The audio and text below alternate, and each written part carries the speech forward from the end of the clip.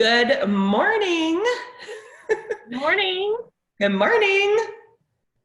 I am here with Missy Day. Hello.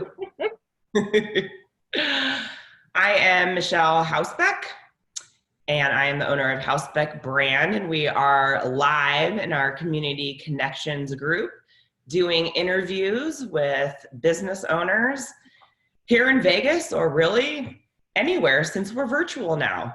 The world is our oyster. That's true. It is. So welcome, Missy. She is a success consultant, a corporate trainer, speaker, and executive coach. She is my coach, and she's amazing. Yay. Thank you. Thank you for being on today with me. Well, thank you for inviting me. You're welcome. You want to tell us a little bit about yourself? Sure. I'm just a girl that was born and raised at the beach, and moved to Oregon and met my husband, Fred, and lived there for a while. And then we moved to Las Vegas in 93.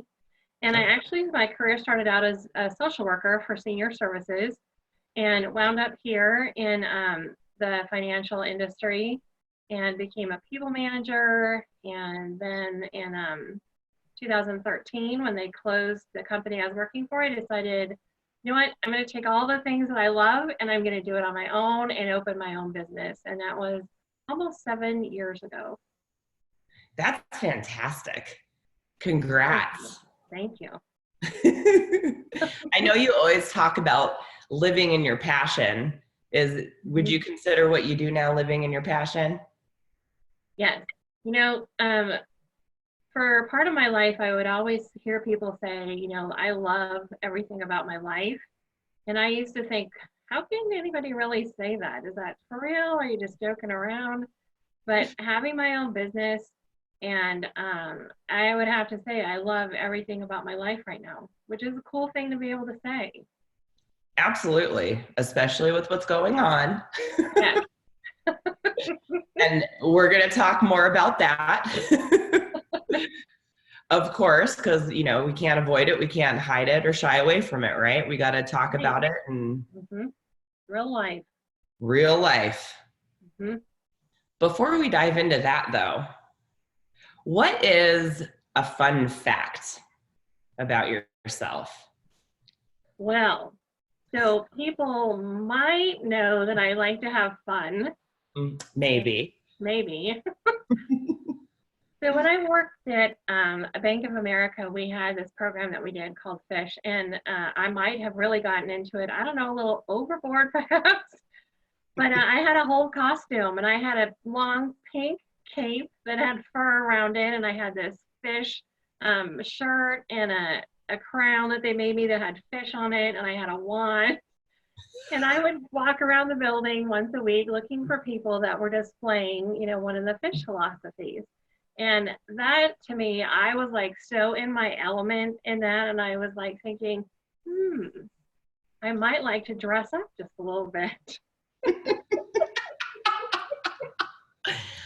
Do you have photos of that somewhere? I can't confirm or deny. That would be amazing to see you in your cape and your crown. I kind of wish you would have worn that today. Oh, that would have been hilarious. Oh, I mean, who doesn't love to dress up? Right? It was so fun. And there was my peer would walk in front of me throwing like this little fairy dust stuff before me it was like so much fun. I think I might implement some fairy dust like in my interviews. Like, just get some glitter going, right? Yeah, there's a bit of glitter in my hair. Right? Maybe that's a fun thing for us to do, because I know we're both doing videos, right, out there in Facebook or digital world all over the place. Maybe we need to institute like a dress up day. That would be fun. Actually, one of the people that's going to be joining us on Friday for our video for our Fun Friday Roadshow, she said, I just want to let you know that so their company has every Friday is a dress up day. And so they're all meeting virtually. And so Friday is pajama day. So she said, I'll be joining, but I'll be in my pajamas. I love it. Oh, that'd be fun. I know. I think a lot of us might be, I call them work sweats, but we might look good right from the top up, but the bottom down. What is everybody saying? It's business on top and party down below, whatever that Down means. below. That could be a show, a different kind of show. After hours. After hours community. Right. So tell us a little bit about what you do. Well, so what I do is I have, so you're talking about passion earlier, and I have a passion to see people succeed. I think everybody should have an opportunity in their life to really do what they love, not what they feel they have to do. So I like to help people get there. So think of it in terms of like a roadmap when people come to me and they want coaching, for example. So let's talk about where you want to be, where you're at now, and how are we going to get you there. And sometimes it's easy. Sometimes you go a roundabout way to get there. And that's just normal. It's life. You're going to hit speed bumps. Sometimes you're going to be on the freeway. It just depends. Mm-hmm. And then training for corporations is really what I did when I worked for corporate. It's helping companies realize that through fun in the workplace or just leadership principles, better communication can really turn your company around to a place that it makes significant change and culture. Some companies, they've had the same culture and mission statement for 30 something years. And, you ask people, hey, do you know your culture? What's your mission statement? I don't know. Mm-hmm. It's on the wall somewhere out in the lobby. Right. It's in my employee handbook. Uh-huh. So it's just like, sometimes you have to take your temperature and figure out, where is my company? Am I relevant? Are we still living 35 years ago? Or, or do we need to change some things? Right. And I know too, some corporations, they'll have their mission statement, even if they roll right out a new one and it's rah in the beginning, and then it dies down, or they don't have leadership or even, the workforce buy-in. So I know we've talked before, you come in and help them really learn how to live that, right, every day. Right.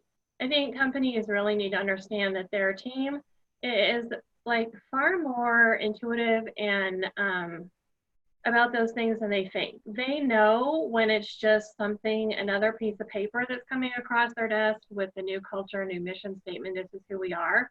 And mm-hmm. They are very clear when they know that the top is not living it. So if the top is not living it, don't fool yourself and expect that the employees are going to do it themselves, because they're not. Right. You need the buy-in from leadership. Right. Mm-hmm. How many times have you worked for a company, and we used to call it flavor of the month? We'd have these really cool, we're going to do this now, and this is going to be great, and this training's awesome, and you have to go. And we'd go and sit there. And 2 weeks later, it's like, hey, whatever happened to that thing that we rolled out? Oh, yeah, we're going to do something different. Or things just fall back into place how they were. Right. Mm-hmm. Or I'm wondering if this has happened, you roll this out, right? And then things go back to how they were. And now there's even more disdain or distaste in the employee's mouth, because it's like, hey, what happened to what we were going to do? Yes. And then the worst thing that can happen is, and it costs a lot of money for companies every time they make these changes, right? Especially if we're talking about global companies. But then it gets to the point where the employees then make fun of it. So it's like something new comes out and then they make fun of the statement or they change it just a little bit, and then there's the talk like we were talking about of, this isn't going to last. This is ridiculous. More money that they spent on something that they could have put over here.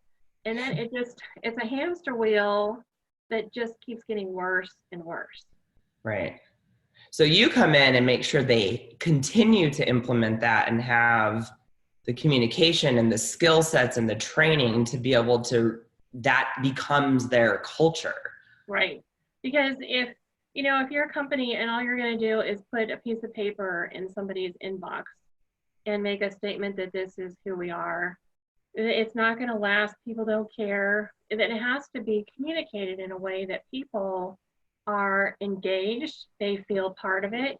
And you really need to backstep that into, if a company is going to change all these things, you need to get feedback from your team, the people that are actually doing the work for the company, and saying, hey, we're thinking about changing, a culture shift. We're thinking about changing our mission statement.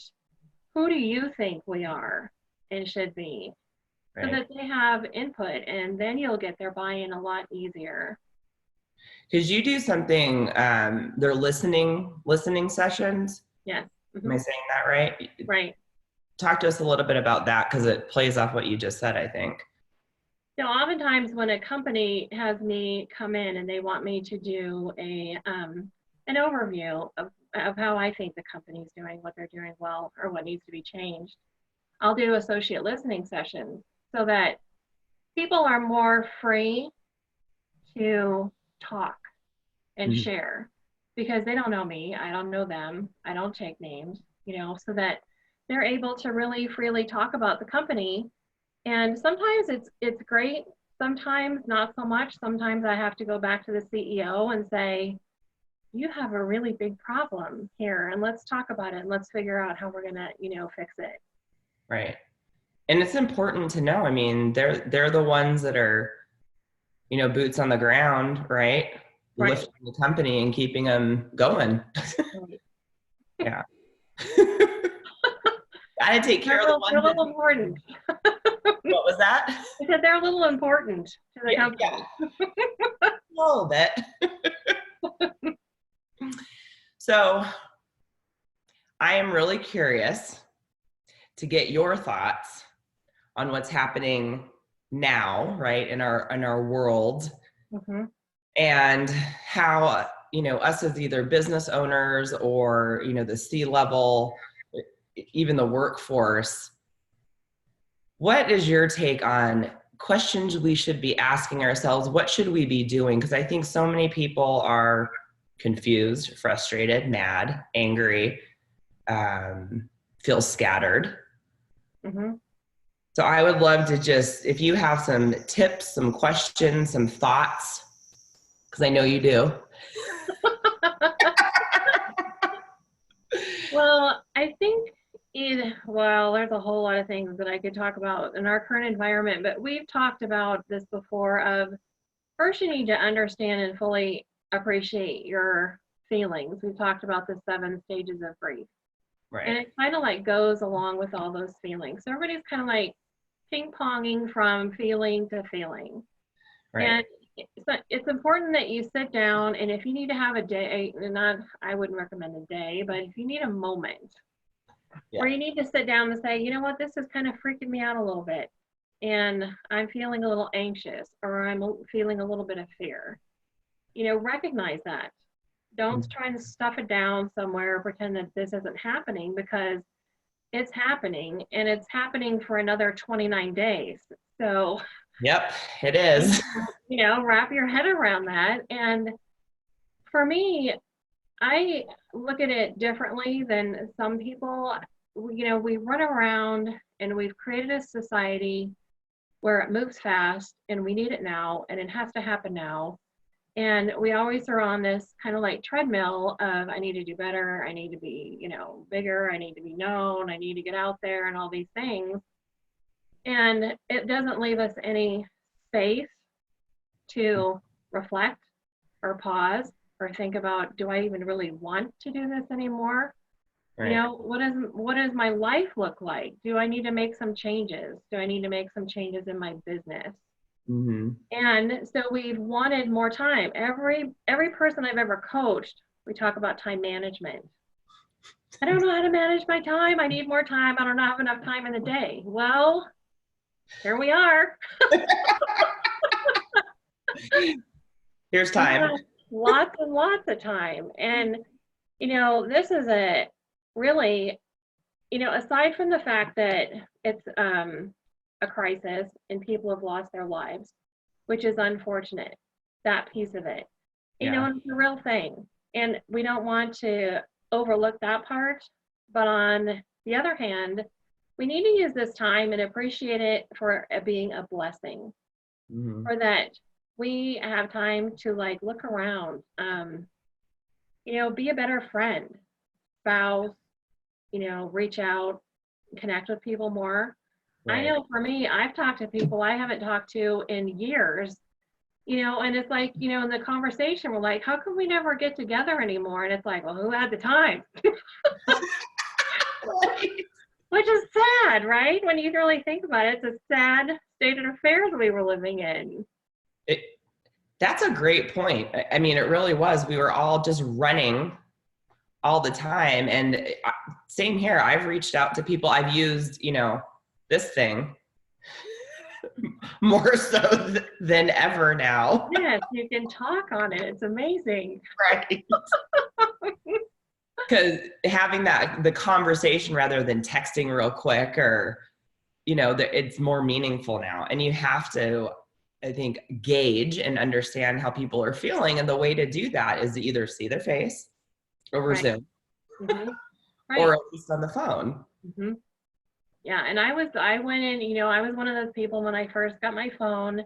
And then I was irritated when people would text me, right? Why can't you just call? I know that you're on the phone, obviously. Why don't you just call me? And I slowly drifted into the person that if they would call, I'd been like, ooh, why can't you just text me? That is so true. I totally made that switch too. Yep. Yeah, you get the people that text you or you text them and then they call you and you're like, ugh. Yes. Did I call you? No, I texted you. And that's like a perfect example of how we got to a place in our lives that is just so like, faster. It has to be the fastest way, the least invasive way. And, and it's like we make fun that we have to do social distancing now. In a Mm-hmm. way, haven't we been doing social distancing? It's just a little different. You know what I mean? So true.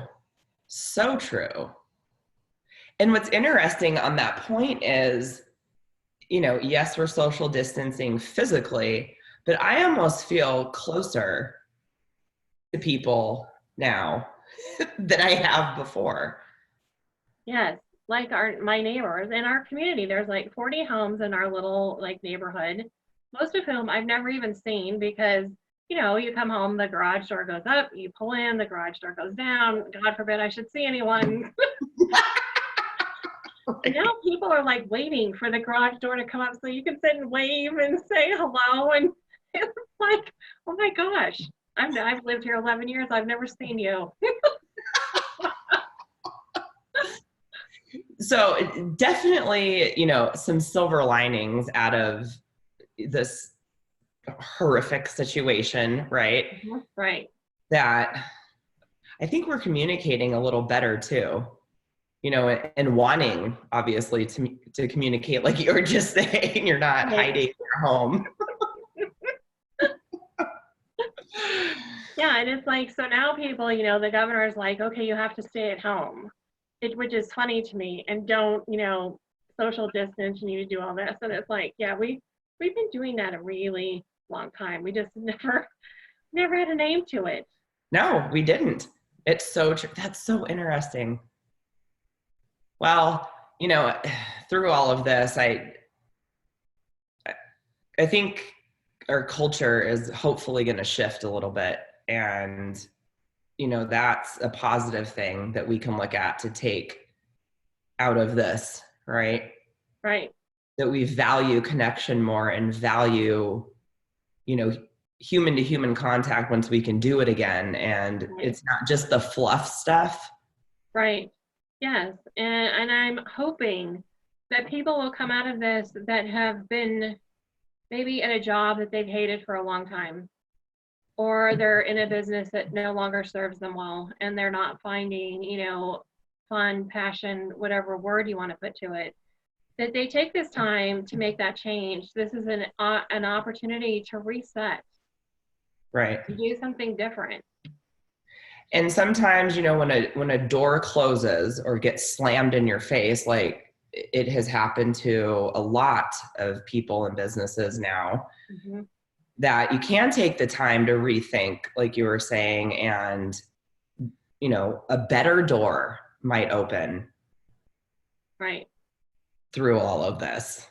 I think people get stuck in looking at, oh, that businesses are going to close and it's, everything is gloom and doom. Well, that's a possibility. Businesses are not going to make it. And I think instead of focusing on those things, we need to keep our mindset in a place where there's going to be so many opportunities that are they might look different than they did before. Right. But I think people in general and companies are going to be looking at different ways to do business, because they were forced to do things virtually, and to where, I talked to a company the other day, and we were talking about, because I would go in and do once a month leadership training. Mm-hmm. And so we just do that virtually now. And he was saying, is it weird that I feel more connected to everybody now than I did before? And I said, it's not weird. What it is because you are in front of a screen with all your employees now, and there's no distractions, right? Because everybody's in home. There's not all the business going on behind you that's taking precedent over what you're doing. So everybody's connecting on a different level. They're more engaged, and they're really listening now, instead of listening to all the background noise that's going on when they're trying to talk to their employees. Right. That makes complete sense. Well, and I think too, we feel like we have to listen more now. Mm-hmm. We really do. And ask. You had put a post up in your own group about the right questions to ask also. Right now. Mm-hmm. You're full of good stuff. Yeah, good. You're full of, you sit there and you're like waiting. I'm full of good stuff. I was trying to think of some creative word there, but you just got good stuff in that head of yours. How can we help you right now? Well, I could easily fall in the trap of being one of those people like, oh, heck, what is happening to my business? Because, I've had companies cancel, obviously. Mm-hmm. I mean, I can't go, to them. There are some trainings that I do that just are not effective, to be honest, virtual. And so, nobody's going around speaking right now either. So my business has taken a hit, but there's so many cool things that have happened since that time of looking at my business. So I would say the main thing that you can do for me is probably, and not just for me, I would kind of like just put this out as a blanket thing. The thing that we can do for each other right now that we have time is in your tribe or your networking circle or your circle of friends, is to find out what everybody is going to need when this is over. So how can I help you when this is done get up and running so that you're not losing any time? Right. So I think for me, for my business, is just to keep an open ear. If you know somebody that has a company or know somebody that wants to start something different, they've been in corporate, they want to start their own business, for executive coaching, I love doing that. Somebody that wants to get their business up and off the ground and going. And then just companies that are maybe, coming back and, we can't be that, I hate using this word, but it's the only thing in my head, stupid, to think that companies are going to okay, May 1st, that's it, go back. And Right. it's going to be like it was, in March. That's not going to happen. No. There's so many things now that need to take place prior to that. Right. So companies that are maybe looking for help, getting going again, getting the employees engaged. When I think of the casinos or any companies where you have so many employees, to bring all those people back and get their mindset back of, okay, it's going to be business, we're back at work. What the hell's happening? It's not going to be like flipping a switch, Oh, lights are on, all back to normal. Right. So having, bringing you in to help them understand what's going on, how to navigate that, how to communicate that internally, I can see an opportunity, huge opportunity for you in that arena, because every business, even if you didn't shut down completely, things look completely different right now. Yes. And as much as we'd like to say on May 1st, all of us are going to leave screaming out of our homes and going to something, maybe not. I kind of feel like there's still going to be a little bit of hesitation. Oh, yeah. Do I go there? Do I not? It's going to take time for people to adjust. I mean, when you think about it, 29 more days, that's a long time for us to still be disengaged from the community. Right. As far as businesses. I was thinking about that today, for whatever reason, the month of May, it was sticking in my head. I'm like, man, we're almost halfway through the year then. Right. And the majority has been in the state that we're in. Right. Yeah. And who saw that coming? Yeah. Nobody. The running emotion at the beginning of the year, for most people that I talk to in businesses, 2020 was going to be the year to kick some ass. Right. I was super excited for 2020. I was like, the numbers are cool. I feel light. I feel like I'm going to go change the world. Yep. But I also want to say this. Whether it's May or June or whatever it turns out to be, we still have a lot of the year left. Oh, yeah. And if the year goes like March did, we're going to be in 2020 like forever. Because March felt like we were in it for 3 months. I know. And it's funny that you say that too, because my perception of time has changed. I'm like, was that last week? Like the weeks are kind of blending into one another. Like there's no set work week anymore.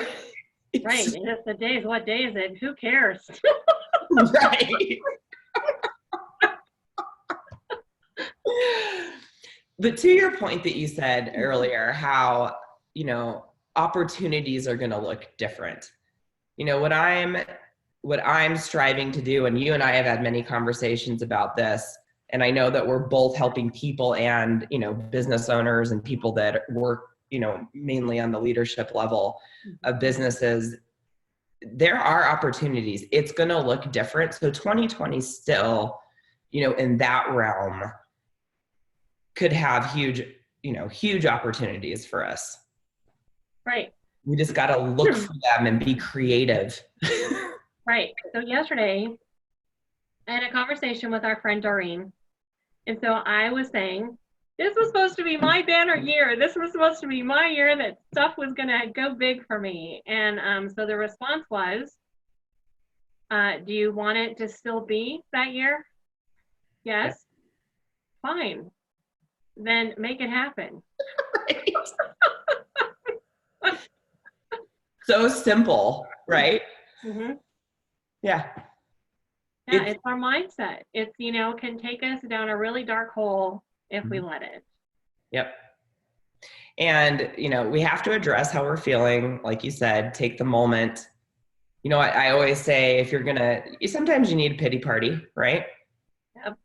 Have a pity party and then, reflect, talk about it, whatever you need to do to process it, and then move forward. Right. Mm-hmm. It's okay to have those feelings. Just don't live in it. Right. And don't ignore them either and push it down, because they'll come back up. They will. They will. So I want to thank you so much for joining us today. You're welcome. It was fun as usual. Yes. Missy and I love to be on video together, whether it's over Zoom or in person. We have a good time. Yes. I don't think we have any bloopers from this, but that's my favorite. Yeah, Missy and I are doing an event. We're still figuring out how it's going to look, right, in October. And we did some videos in February before social distancing. That's right. And I've been putting together blooper reels, which are amazing. So those will make it to social media sooner than later. Yes, just stay tuned for those. Stay tuned. Any last thoughts, words of wisdom from that good stuff in your head? I would say the best thing that we can do during this time is to remember to serve. We're still here to serve. Mm-hmm. So find ways that you can give back, help others, and just be kind and, give yourself some grace and give other people some grace. This is not the time that we want to be judgy or, shaming people. We're all in the same boat, just trying to get from one day to the next at this point. Right. Be kind and support. Mm-hmm. I agree. That's right. So how can we get a hold of you? Well, you can't come and see me. Nope.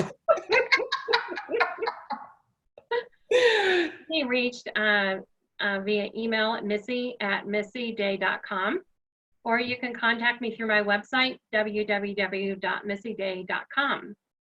Perfect. All digital. All digital. All digital. All right. Thank you again. I hope everybody has a fantastic day. And we'll see you later. Bye. Bye.